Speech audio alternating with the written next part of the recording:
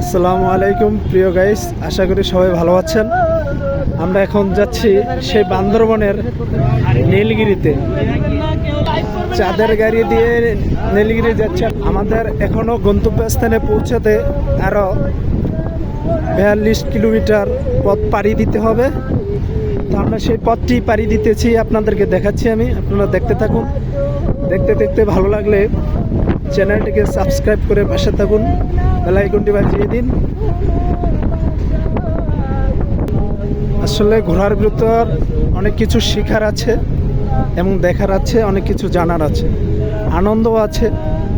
তো সেই আমাদের আনন্দটা হোক নিরাপদ এবং সুস্থময় একটা আনন্দ ভ্রমণ হোক। আশা করি সবাই আমাদের জন্য দোয়া করবেন, আমরা যেন